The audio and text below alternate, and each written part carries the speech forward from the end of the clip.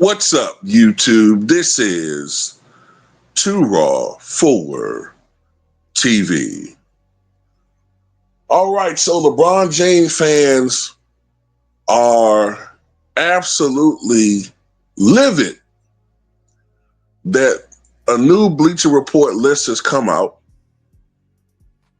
And in this report, it shows every team's Mount Rushmore, or its top four players of the 21st century, right?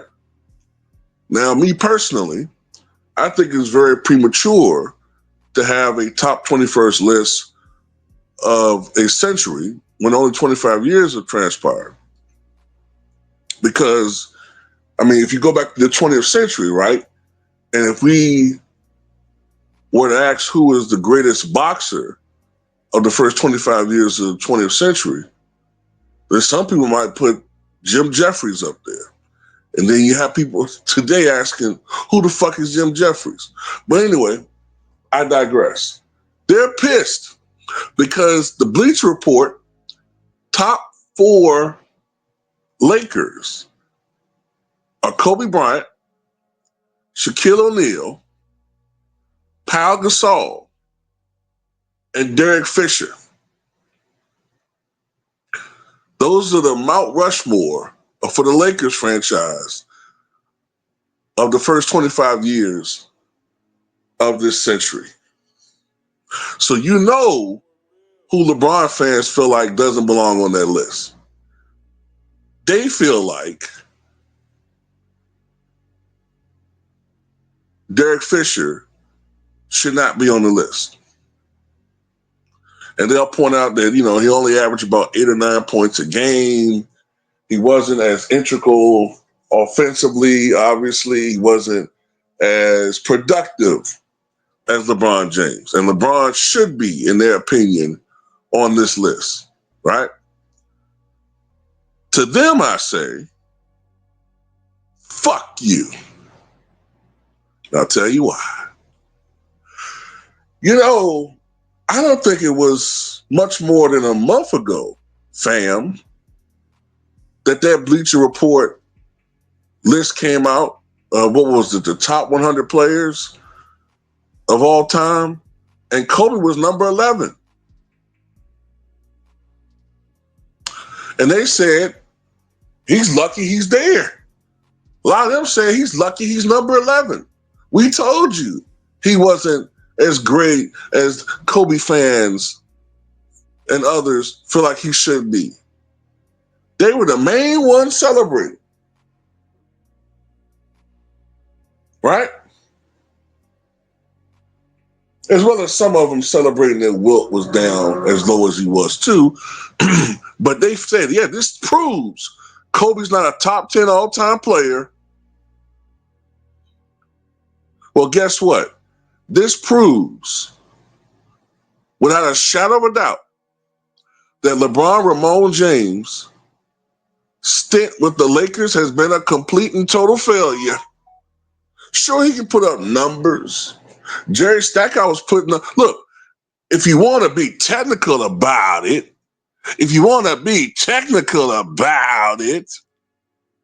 motherfuckers, Jerry Stackhouse, when he was playing with the Pistons, was more productive than Chauncey Billups. Numbers-wise.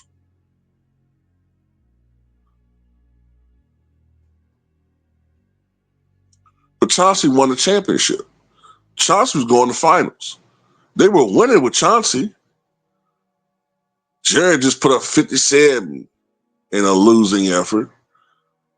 Jerry was the master of putting up points and blowout losses.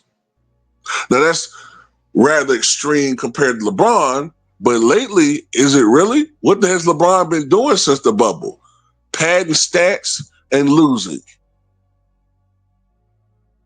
Sure, they won 50 games this past year, but we all see that the league helps them out with calls and non-calls, and they still lose. The Lakers organization has always been about winning, not numbers. I keep trying to tell you that. Great players, great players go to Los Angeles and they learn to become team players. Some of these players, these great players of the past who come to Los Angeles, they play impeccable basketball, but often more selfless basketball. There's never been a greater example of that than the legendary Wilt Chamberlain.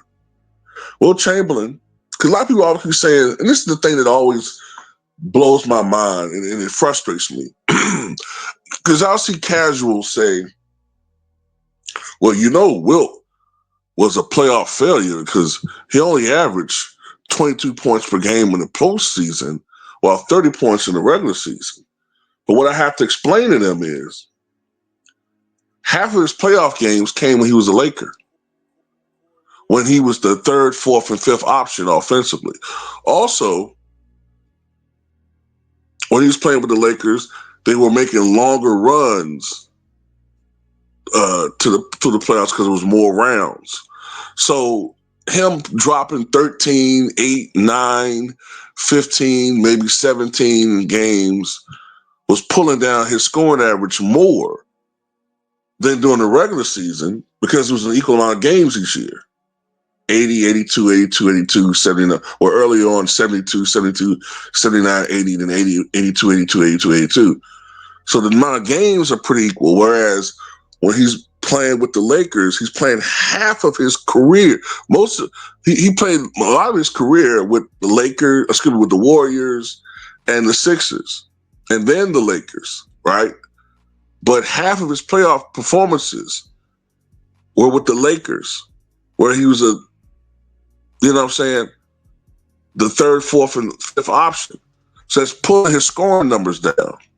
But the point, aside from making that point, he went from a guy that was taking 40 shots a game in his prime and was doing everything he could to try to win that way, which is not the way to play winning basketball historically. It's just not. To becoming a guy that was out rustling Russell. He was leading the league in assists as a center. He was leading the league in rebounds as a center. He would have been leading the league in blocks as a center had they counted that stat. He was getting more triple-doubles per night than any other center in the history of the game. And unlike Russell, he was converting at a high percentage around the rim and being extraordinarily efficient.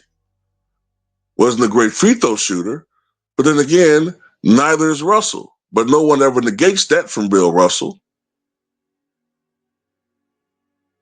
But that's what great Lakers do. They're known for winning championships. Wilt with a broken hand. The guy that say quit in games, like Stephen A. Smith said. Wilt Chamberlain won Finals MVP in 1972 playing with a broken hand. Wilt had one of the great playoff runs of all time during 1967. Remember the Sixers. And before I close this video, for everybody that says that Derek Fisher shouldn't be on this list, the wilderness years, as we can call it, when Kobe wasn't winning, coincide with the years that Derek Fisher was not with the Lakers in the mid-2000s. Interesting how when he came back, the Lakers started winning again.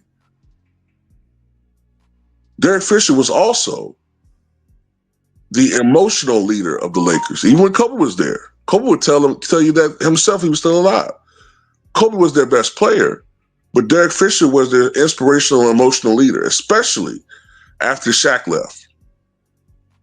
And Derek Fisher hit big shot after big shot, and Derek Fisher was the guy that grinded it out and earned that spot in the starting lineup after Ron Harper, the established point guard, got hurt during 2001, I think it was. So he deserved to be on that list.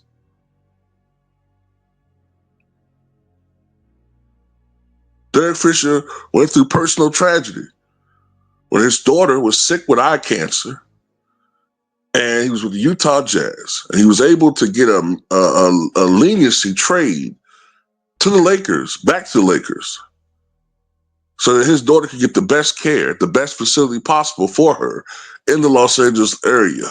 And that brought Derek Fisher, through tragedy, back to the Los Angeles Lakers franchise, and she was able to make a recovery, and he was able to win 2 more championships with the franchise, 5 overall. Got 5 championships, man.